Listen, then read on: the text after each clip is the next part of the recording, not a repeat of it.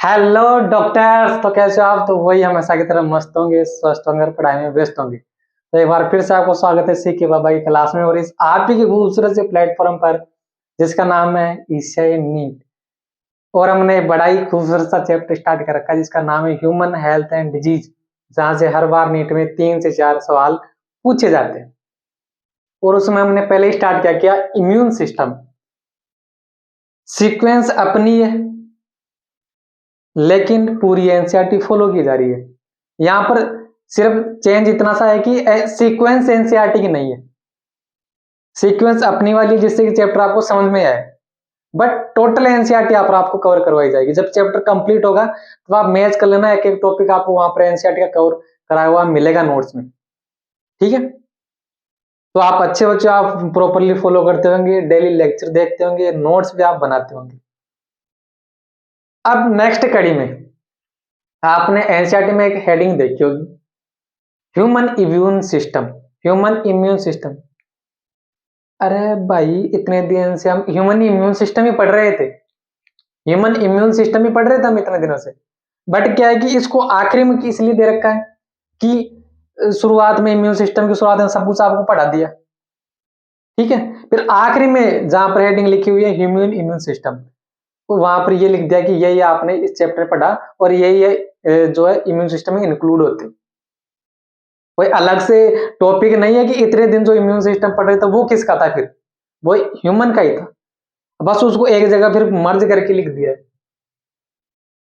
ठीक है, तो उस टॉपिक के बारे में थोड़ी सी इंट्रोडक्शन लिखा हुआ है, तो वो आप मान लो कि कहीं पर नीट के सवाल में स्टेटमेंट बन करके आ जाए तो उनका क्वेश्चन आपको सॉरी आंसर कैसे करना है, तो वो भी आप चीज ध्यान में रखना। तो जो ह्यूमन इम्यून सिस्टम जो हेडिंग लिखी हुई है वहां पर एक लाइन लिखी हुई है कि ह्यूमन इम्यून सिस्टम जो है वो 4 चीजों से मिलकर के बना होता है। कितने चीजों से? 4 चीजों से मिलकर के बना होता है। एक तो होती है लिम्फोइड ऑर्गन, हिंदी वाले भी ध्यान रखे, हिंदी वाले स्टूडेंट ध्यान रखे, लिम्फोइड ऑर्गन को हिंदी बोलते हैं लसीकाब अंग, लिम्फोइड टिश्यू, लसीकाब ऊतक। ह्यूमन इम्यून सिस्टम जो है उसमें एक लाइन लिखी हुई है, बार बार बोल रहा हूं कि जो ह्यूमन इम्यून सिस्टम वो 4 चीजों से मिलकर के बना होता है। वो 4 नाम क्या क्या है? लिम्फोइड ऑर्गन, हिंदी में लसीकाब अंग, लिम्फोइड टिश्यू, लसीकाब ऊतक, लिम्फोइड टिश्यू लसीकाब ऊतक, और सेल्स। सेल्स कौन सी? अरे इतनी देर इतने दिनों से हम इम्यून सिस्टम में कौन सी सेल पढ़ रहे हैं? लिम्फोसाइट पढ़ रहे हैं, तो वो सेल कौन सी है? लिम्फोसाइट। ठीक है, लिम्फोसाइट मतलब डब्ल्यूबीसी, डब्ल्यूबीसी का टाइप। और सोल्यूबल मॉलिक्यूल, ये सोल्यूबल मॉलिक्यूल कौन सा है? एंटीबॉडी जो आपने पढ़ी थी वो किस में सोल्यूबल थी? ब्लड में सोल्यूबल थी, प्लाज्मा में सोल्यूबल थी। तो वो सोल्यूबल सोल्यूबल मॉलिक्यूल जब लिखा हुआ है तो वो किसके लिए लिखी हुई है? वो बात लिखी हुई है एंटीबॉडी के लिए कि वो सोल्यूबल मॉलिक्यूल कौन है? वो एंटीबॉडी। अब हमने ये एंटीबॉडी भी पढ़ ली, इम्यून सिस्टम की सेल भी पढ़ ली। अब ये 2 चीजें बच रही है, लिम्फोइड ऑर्गन या लिम्फोइड टिश्यू। देखिए ऑर्गनी आगे चल करके टिश्यू बनाएंगे तो दोनों एक ही चीज है, लिम्फोइड ऑर्गन या लिम्फोइड टिश्यू एक ही चीज है। बट एनसीईआरटी में इसको अलग अलग दे रखा है, 4 नाम दे रखे, इसलिए मैंने इनको अलग अलग लिखवा दिया। तो फिर आखिर में मुद्दे की बात ये आई कि 2 तो पढ़ लिए, बचे 2, तो वो दोनों एक ही चीज है, तो ये हमको लिम्फोइड ऑर्गन या लिम्फोइड टिश्यू ये हमको पढ़ना है। आई बात समझ? आई कि नहीं बात समझ में? तो यहाँ पर देखिए ये हेडिंग लिख रखी होगी मैंने कि लिम्फोइड ऑर्गन क्या होते हैं, लिम्फोइड ऑर्गन क्या होते हैं। ठीक है, लिम्फोइड ऑर्गन क्या होते हैं। तो ये तो इंट्रोडक्शन था, तो ये शुरू में आप जहां पर आप नोट्स बना रहे हो तो शुरू में ये नोट डाल करके लिख लो कि ये एनसीईआरटी लाइन। तो फिर मैं इसको रब कर रहा हूं।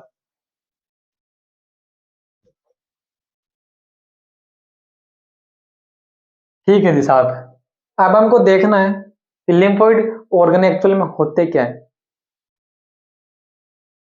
लिम्फोइड नाम का, लिम्फोइड जो ऑर्गन नाम है वो लिम्फोसाइट से मैच कर रहा है कि नहीं कर रहा? लिम्फोसाइट से मैच कर रहा है ना, बिल्कुल कर रहा है।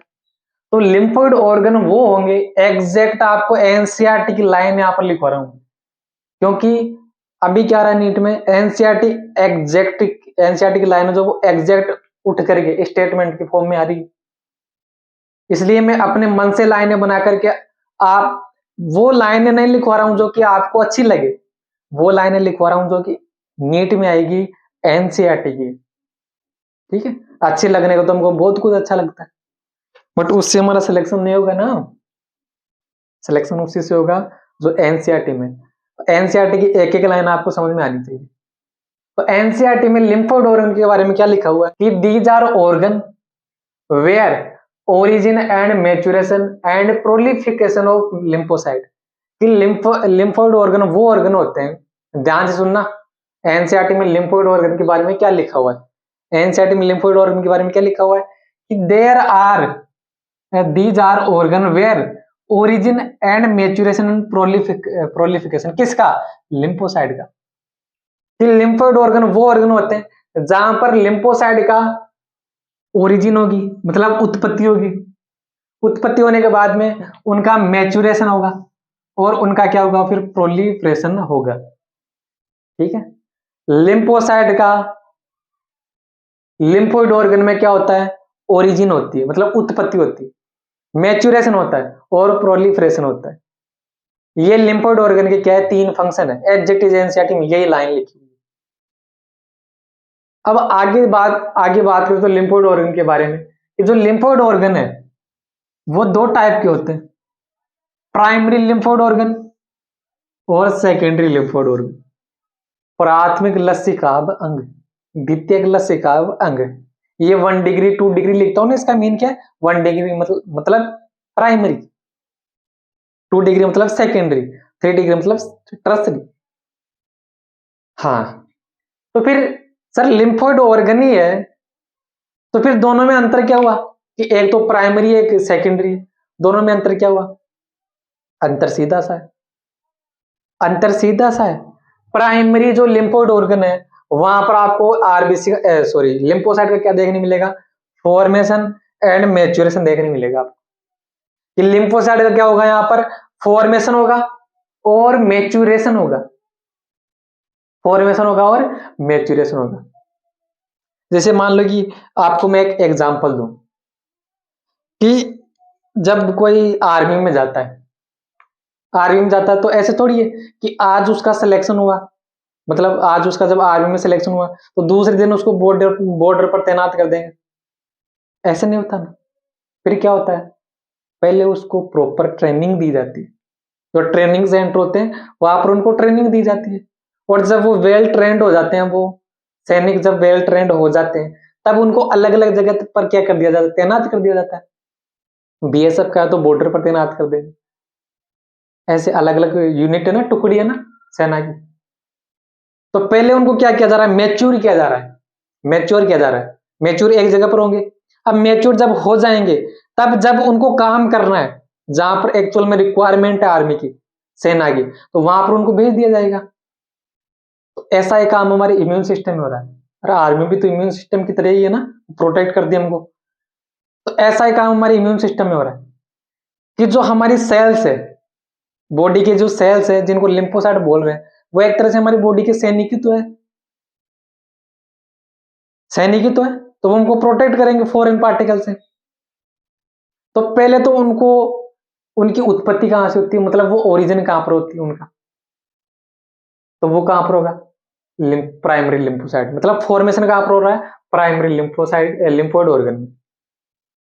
अब चलो वहां पर प्राइमरी लिम्फोइड ऑर्गन में वो बन तो गए, बट उनको मैच्योर भी कहां पर किया जाएगा, प्राइमरी लिम्फोइड ऑर्गन में। मैच्योर का मतलब समझ गए ना आप, अभी एग्जांपल मैंने आपको दिया, एक तरह से उनको ट्रेनिंग दी जाएगी। तो फॉर्मेशन और मैच्योरेशन कहां पर देखने मिलेगा लिम्फोसाइट का, प्राइमरी लिम्फोइड ऑर्गन। अब जैसे मैंने बताया ना कि ट्रेनिंग के बाद में अलग अलग जगह पर जहां पर रिक्वायरमेंट वहां पर तैनात कर देंगे, तो फिर इन लिम्फोसाइट को पूरी बॉडी में अलग अलग जगह पर क्या कर देंगे, डिस्ट्रीब्यूट कर देंगे, अलग अलग ऑर्गन में डिस्ट्रीब्यूट कर देंगे, जिससे कि ये किसी भी ऑर्गन में अगर कोई फॉरेन पार्टिकल आए तो वहां पर ये उनसे क्या कर सके, सामना कर सके। तो सेकेंडरी लिम्फोइड ऑर्गन क्या है, सेकेंडरी लिम्फोइड ऑर्गन वो ऑर्गन है जहां पर इनको यहाँ पर फॉर्मेशन और मैच्योरेशन होने के बाद में यहाँ पर भेजा जाएगा। आई बात समझ में? तो स्टोरेज ऑफ लिम्फोसाइट सेल, मतलब इनको सेकेंड फॉर्मेशन होने के बाद और मैच्योर होने के बाद में इनको सेकेंडरी लिम्फोइड ऑर्गन में भेज दिया जाएगा, जहां पर ये क्या हो जाएगी, स्टोर हो जाएगी। स्टोर होने के बाद में क्या करेगी, जैसे एंटीजन आएगा तो ये क्या करेगी, उसको मार देगी। ऐसे ही तो होगा ना, या फिर एंटीबॉडी बना देगी। तो बने कहां पर, प्राइमरी लिम्फोइड ऑर्गन में। मैच्योर कहां पर हुए, प्राइमरी लिम्फोइड ऑर्गन में। मैच्योर होने के बाद में उनको क्या किया, पूरी बॉडी में अलग अलग ऑर्गन में डिस्ट्रीब्यूट कर दिया, जहां पर भी एंटीजन आते हैं। तो उन ऑर्गन को फिर क्या बोला हमने, जहां पर वो स्टोर हो रही, उन ऑर्गन को क्या बोला, सेकेंडरी लिम्फोइड ऑर्गन बोला। बोला कि नहीं बोला? अब एक इंपॉर्टेंट लाइन और, वेरी वेरी इंपॉर्टेंट लाइन और, वेरी वेरी इंपॉर्टेंट लाइन, ध्यान से सुनना समझना, ध्यान से सुनना और समझना। एनसीईआरटी में लिखा हुआ है कि mature lymphocyte differentiate into antigen sensitive lymphocyte. नहीं समझ में आया सर, क्या बोल दिया ये, इंग्लिश में क्या बोल दिया? I know, I know very well. ठीक है, कि आपको ये लाइन समझ में नहीं आई होगी, तो मैं आपको समझाने के लिए ही तो आया हूं यहां पर। तो होगा ऐसे, होगा ऐसे कि कोई भी सेल जब बनती है ना, जैसे आप एग्जांपल लो, आप तो समझना बाद में, पहले एग्जांपल समझो। कि जब स्कूल में डाला जाता है तब आपको 10th तक क्या किया जाता है, 10th तक आपको प्राइमरी एजुकेशन दी जाती है, प्राथमिक शिक्षा जिसको बोलते हैं। ठीक है, तो उसमें 10th तक सभी क्या होते हैं, बराबर होते हैं कि नहीं? सभी को ये कॉमन सब्जेक्ट पढ़नी होती है, कॉमन सब्जेक्ट पढ़नी होती है ना।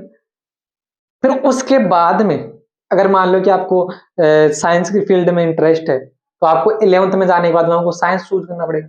अगर आपको मैथ में इंटरेस्ट है तो आपको मैथ चूज करनी पड़ेगी। अगर आपको आर्ट में इंटरेस्ट है तो आपको आर्ट्स चूज करनी पड़ेगी।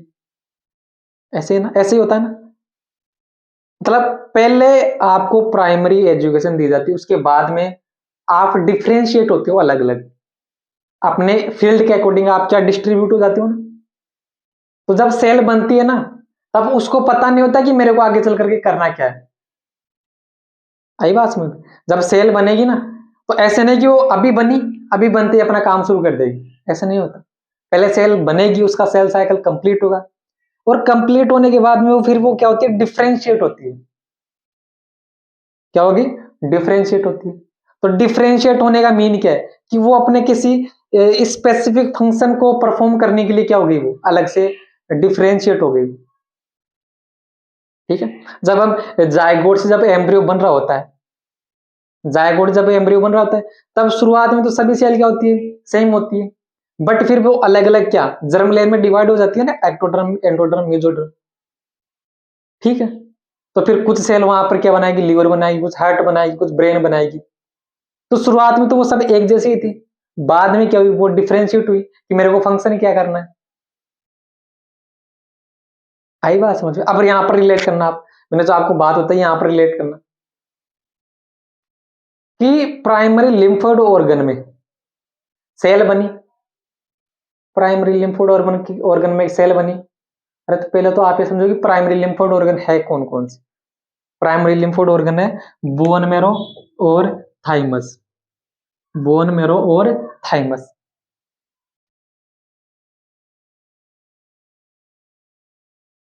बोन मेरो और थाइमस। अब आपने बोन मेरो जो नाम सुना होगा, कि आपको पता है कि बोन मेरो जो ब्लड के जितने भी सेल है, वो सारी की सारी बोन मेरो में ही बनती है, बनती है कि नहीं? तो लिम्फोसाइट भी तो ब्लड की, ब्लड सेल का टाइप ही तो है। तो बोन मेरो में जब सारी सेल बन रही है, तो उनमें से कुछ आरबीसी बना लेगी, कुछ डब्ल्यूबीसी बना लेगी, कुछ प्लेटलेट्स बना लेगी। ऐसे अलग अलग क्या होगी, वो डिफ्रेंशिएट होगी ना अपने काम के अकॉर्डिंग। तो प्राइमरी लिम्फोइड ऑर्गन में क्या हुआ, पहले सेल बनी, सेल का क्या हुआ, फॉर्मेशन हुआ। अब वो क्या होगी, डिफरेंशिएट भी तो होगी ना, उसको अपने काम को परफॉर्म, किसी फंक्शन को परफॉर्म करने के लिए डिफरेंशिएट होना है। तो वो डिफरेंशिएट होने का डिफरेंशिएट भी कहाँ पर हो जाती है, वो प्राइमरी लिम्फोड ऑर्गन में क्या हो जाती है, वो डिफरेंशिएट हो जाती है। मतलब प्राइमरी लिम्फोड ऑर्गन में उनको यह बता दिया जाता है कि अरे तेरे को काम करना क्या है एक्चुअल में। आई बात समझ में? तो अब समझो आप इस लाइन का मतलब कि मैच्योर लिम्फोसाइट डिफरेंशिएट इनटू, यहां तक तो समझ में आ गया कि डिफरेंशिएट डिफरेंशिएट होगी। आगे जो लिखा हुआ है कि into antigen sensitive, into antigen sensitive lymphocyte, ये क्या है, पूरा lymphocyte into antigen sensitive lymphocyte. इस लाइन का मीनिंग क्या है? अरे उसको ये बता दिया वो डिफरेंशिएट होगी, लिम्फोसाइट क्या होगी, डिफरेंशिएट होगी। तो लिम्फोसाइट का फंक्शन क्या है, लिम्फोसाइट का फंक्शन क्या है, लिम्फोसाइट इम्यून सिस्टम की सेल है, तो वो किससे सामना करेगी, एंटीजन से सामना करेगी। तो उसको वहां पर पहले यह सिखा दिया जाता है कि तेरे को जाकर के किससे लड़ाई करनी है, तेरे को किसकी ठुकाई करनी है, एंटीजन की ठुकाई करनी है तेरे को। आई बात समझ में? मतलब उसको यह बता दिया जाता है कि तू किसके लिए सेंसिटिव है, तो एंटीजन के लिए सेंसिटिव है। तो वो डिफरेंशिएट तो हो रही है, अरे लेकिन किसके लिए डिफरेंशिएट हो रही है, एंटीजन को मारने के लिए डिफरेंशिएट हो रही है वो वहां पर। अब समझो आप पूरी लाइन को कि मैच्योर लिम्फोसाइट डिफरेंशिएट, अरे किस में होती है वो differentiate, into antigen sensitive lymphocyte, antigen को मारने के लिए वो क्या हो जाती है, डिफरेंशिएट हो जाती है एक तरह से। अब वो किसी भी तरीके से मार सकती है वो एंटीजन को, या तो डायरेक्ट फेगोसाइटोसिस कर ले या फिर एंटीबॉडी बना दे। आई बात समझ में? तो ये प्राइमरी लिम्फोइड ऑर्गन के के बारे में दो इंपॉर्टेंट लाइनें एनसीईआरटी में लिखी हुई है। जनरली यही लिखा जाता है कि प्राइमरी लिम्फोइड ऑर्गन में फॉर्मेशन और मैचुरेशन होता है और सेकेंडरी में स्टोरेज होता है। बट इस लाइन को छोड़ दे तो, बट मैंने एक भी लाइन नहीं छोड़ी।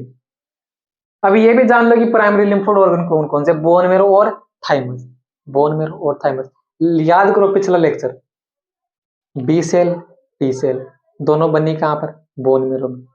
बट बी का मैच्योरेशन कहां पर हुआ, कहां पर हुआ, याद करो, पेज पलटो, देखो कहां पर हुआ, बी का मैच्योरेशन कहां पर हुआ, बोन मेरो में।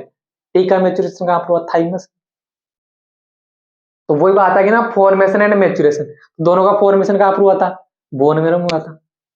एक का मैच्योरेशन बोन मेरो में, दूसरे का मैच्योरेशन थाइमस में। अब रिलेट कर पा रहे हो आप चीजों को, आई बात समझ में? अगली लाइन सेकेंडरी लिम्फोइड ऑर्गन के बारे में, अगली लाइन कि provide the site for interaction of lymphocyte with the antigen. इसका मीन क्या है, अरे बोन मेरो और थाइमस तो प्राइमरी लिम्फोइड ऑर्गन है जहां पर लिम्फोसाइट बन रही है और डिफरेंशिएट हो रही है। बट एक्चुअल में उसका एंटीजन से सामना तो कहां पर होगा, एंटीजन से सामना कहां पर होगा, लिम्फोइड ऑर्गन में, सेकेंडरी लिम्फोइड ऑर्गन में होगा। अरे जब हमारी आर्मी है वो एक्चुअल में जो जो भी दूसरी कंट्री के जो मतलब वो आएंगे बाहर से घुसपैठ करने के लिए, तो सामना तो एक्चुअल में बॉर्डर पर, तो बॉर्डर भी तो होता है, लड़ाई तो वहीं पर होती है, वॉर तो वहीं पर होता है ना। तो वैसे ही जब हमने लिम्फोसाइट को तैनात कहां पर कर रखा है, सेकेंडरी लिम्फोइड ऑर्गन, कहां पर, सेकेंडरी लिम्फोइड ऑर्गन में। तो एंटीजन से सामना भी सेकेंडरी लिम्फोइड ऑर्गन में होगा। यहां पर तो उसको क्या किया जा रहा है, तैयार किया जा रहा है, बट एक्चुअल में एंटीजन से सामना कहां पर होगा, सेकेंडरी लिम्फोइड ऑर्गन में। तो एंटीजन से सामना करने की एक्चुअल में साइट कौन सी है, सेकेंडरी लिम्फोइड ऑर्गन है। कौन सा ऑर्गन है, सेकेंडरी लिम्फोइड ऑर्गन। तो सेकेंडरी लिम्फोइड ऑर्गन क्या करते हैं, provide the site for interaction. अरे इंटरेक्शन कौन करेगी, इंटरेक्शन लिम्फोसाइट करेगी, किसके साथ, एंटीजन के साथ करेगी। तो जो सेकेंडरी लिम्फोइड ऑर्गन है वो क्या करते हैं, साइट प्रोवाइड करते हैं, मतलब स्थल प्रदान करते हैं, किसके लिए, इंटरेक्शन के लिए, किसको, लिम्फोसाइट और एंटीजन को, लिम्फोसाइट और एंटीजन। तो ये प्राइमरी और सेकेंडरी लिम्फोइड ऑर्गन के बारे में बात की थी। अब जैसे मैंने बताया ना कि primary lymphoid organ bone marrow और थाइमस होते हैं, वैसे सेकेंडरी लिम्फोइड ऑर्गन कौन कौन से, सेकेंडरी लिम्फोइड ऑर्गन कौन कौन से? आपको लग रहा है कि बार बार ये माइक क्यों देखता हूँ? मैंने बताया था ना पिछली बार भी, एक बार हो गया था कि मैं 1 घंटे तक लेक्चर शूट करता रहा, वो पता चला कि माइक ही बंद हो गया, वापस शूट करना पड़ा। तो सेकेंडरी लिम्फोइड ऑर्गन कौन कौन से? वेरी वेरी इंपॉर्टेंट, याद रखना, याद रखना। स्प्लीन, हिंदी में बोले तो इसको पलीहा। पलीहा बड़े ही अजीब और गरीब नाम है हिंदी में। लिम्फ नोड, क्या? लिम्फ नोड, लिम्फ नोड, लसिका गांठे। टॉन्सिल, पेयर्स पैचेज, अपेंडिक्स और MALT। MALT means mucosal associated lymphoid tissue. तो ये जो 6 नाम आपके सामने है, वो क्या है? Secondary lymphoid organ. क्या है वो? Secondary lymphoid organ. आप पूछोगे कि क्या सर 6 के 6 पढ़ना जरूरी है? क्या यहाँ पर 6 के 6 सारे पढ़ाओगे? तो मैं बोलूंगा नहीं पढ़ाऊंगा। आप पूछोगे क्यों नहीं पढ़ाओगे? तो मैं आपको इसका जवाब फिर ऐसे दूंगा कि जो टॉन्सिल्स है, पेयर्स पैचेज है, अपेंडिक्स है, अपेंडिक्स को हिंदी में बोलते हैं कर्म रूपी परिसेसिका। तो ये तीनों नाम आपको कहीं पर सुने सुने लग रहे हैं क्या? क्या आपने डाइजेस्टिव सिस्टम में एलिमेंट्री कैनाल जब पढ़ते हो तब इन तीनों को नाम को सुना है? आप बोलोगे बिल्कुल सुना है। और अगर जिन्होंने डाइजेशन नहीं पढ़ा है तो कोई टेंशन वाली बात नहीं है, टेंशन वाली बात ही नहीं है। आपको यह पता होना चाहिए कि टॉन्सिल, पेयर्स पैचेज और अपेंडिक्स किसके पार्ट है? एलिमेंट्री कैनाल के पार्ट, या एलिमेंट्री कैनाल में प्रेजेंट होते हैं। ठीक है, तो एलिमेंट्री कैनाल कहां पर पढ़नी होती है? Digestive system. तो डाइजेस्टिव सिस्टम जब आपको पढ़ाया जाता है, जब आपको पढ़ाऊंगा, वैसे तो एनसीईआरटी में भी ज्यादा डिटेल में नहीं दे रखा है इनके बारे में, बट फिर भी एक बार डाइजेस्टिव सिस्टम इनका थोड़ा थोड़ा इंट्रोडक्शन दिया जाता है। इस चैप्टर के लिए आपको इतना याद रखना है कि टॉन्सिल्स, पेयर पैचेज, अपेंडिक्स दोनों तीनों क्या है? सेकेंडरी लिम्फोइड ऑर्गन है, और ये एलिमेंट्री कैनाल के पार्ट है। बस इतना ही, इतने से काम चल जाएगा आपका। फिर सर 3 तो गए, 3 बच गए। स्प्लीन बच गया, लिम्फ नोड बच गया, माल्ट बच गया। तो स्प्लीन को हमको पढ़ना है, स्प्लीन को हमको पढ़ना है, और माल्ट और टॉन्सिल, लिम्फ नोड में आपको बताऊंगा क्या होता है। ठीक है, तो हमको ले दे करके फिर सर बोन मेरो और थाइमस, थाइमस को भी पढ़ना है हमको, थाइमस को भी पढ़ना है। बोन मेरो के बारे में कुछ नहीं पढ़ना, बोन मेरो के बारे में हमको कुछ नहीं पढ़ना। जब आप MBBS में चले जाओगे तब बोन मेरो के बारे में पढ़ना, और मेरे को भी बताना कि बोन मेरो एक्चुअल में होती क्या है। ठीक है, हाँ, MBBS में जाने के बाद में, अबे तो आपको MBBS में जाने के लिए इतना पता होना चाहिए, मेडिकल कॉलेज में जाने के लिए इतना पता होना चाहिए कि बोन मेरो क्या है? एक प्राइमरी लिम्फोइड ऑर्गन है और बोन में प्रेजेंट होती है। बस इसके आगे की डिटेल इस उस दरवाजे के पीछे जाने के बाद में आपको मिलेगी। ये वो दरवाजा कौन सा? मेडिकल कॉलेज का दरवाजा। ठीक है, तो हमको मतलब पढ़ना क्या क्या है फिर? अब लिम्फोइड ऑर्गन में पढ़ना क्या क्या है? थाइमस ग्लैंड पढ़नी है, स्प्लीन पढ़नी है, लिम्फ नोड पढ़ना है, और माल्ट पढ़ना है। ठीक है, तो माल्ट के बारे में तो मैंने यहाँ पर लिख के रखा है कि ज्यादा 2-4 लाइन है बस एनसीईआरटी के बारे में, कि माल्ट एक्चुअल में होता है क्या। पहली बात तो मैं आपको बता दूं कि माल्ट की फुल फॉर्म नीट में आ चुकी है, फुल फॉर्म नीट में आ चुकी है। फुल फॉर्म क्या है? Mucosal associated lymphoid tissue. Mucosal associated lymphoid tissue मतलब हमारे बॉडी के जितने भी पाथवे हैं, पाथवे मतलब जैसे कि फूड का पाथवे क्या है? एलिमेंट्री कैनाल है। यूरिन का पाथवे क्या है? यूरिन का पाथवे क्या है? Urogenital tract, urogenital tract. और सांस लेने का, रेस्पायरेशन करने का पाथवे क्या है? रेस्पायरेटरी ट्रैक्ट, ट्रैक क्या हो गया? ये सारे सारे। तो ये जो तीनों पाथवे हमारी बॉडी के, वहां पर क्या प्रेजेंट होते हैं? लिम्फोइड ऑर्गन प्रेजेंट होते हैं, लिम्फोइड ऑर्गन, इसलिए नाम क्या पड़ा? Lymphoid tissue. बट ये जो तीनों पाथवे हैं, एक चीज आप ये जरूर याद रखना कि ये जो तीनों पाथवे हैं, इन तीनों को कवर करके कौन रखती है? म्यूकोसा से कवर रहते हैं, म्यूकोसल लाइनिंग से क्या रहते हैं? कवर रहते हैं। कौन कौन? रेस्पिरेटरी ट्रैक्ट, जीआईटी, ये शायद नीचे आपको दिख नहीं रहा होगा यहाँ पर, तो मैं इसको लिख देता हूं। जीआईटी, ये क्या है? जीआईटी है, गैस्ट्रो इंटेस्टाइनल ट्रैक्ट। तो ये जो तीनों पाथवे हैं, एलिमेंट्री कैनाल है, जीआईटी जो है, और रेस्पिरेटरी ट्रैक्ट है, यूरोजेनाइटल जो ट्रैक्ट है, ये लिम्फोइड, इनमें लिम्फोइड ऑर्गन तो प्रेजेंट होते ही हैं, साथ में ये तीनों म्यूकोसल लाइनिंग से भी क्या रहते हैं? कवर रहते हैं, इसलिए नाम क्या पड़ गया? म्यूकोसल एसोसिएटेड, मतलब जहां पर म्यूकोसल लाइनिंग प्रेजेंट है, लिम्फोइड टिश्यू। समझ में आया? फील आया? म्यूकोसल एसोसिएटेड लिम्फोइड टिश्यू, मतलब ऐसे टिश्यू जो कि किससे कवर रहते हैं? म्यूकोसल लाइनिंग से कवर रहते हैं।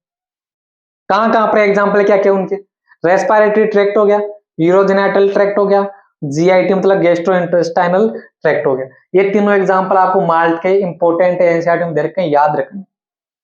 और एक चीज और याद रखना आप, कि लिम्फोइड जो ऑर्गन पढ़ रहे हैं या जो लिम्फोइड जो टिश्यू पढ़ रहे हैं, उनका 50% पार्ट तो कौन बनाता है? माल्ट ही बनाता है।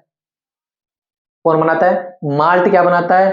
50% पार्ट ऑफ लिम्फोइड टिश्यू। ठीक है, तो ये एनसीईआरटी में माल्ट के बारे में लिखा हुआ था, नीट में इसके बारे में 2-3 बार क्वेश्चन पूछे गए, तो इसको दिमाग में रखना।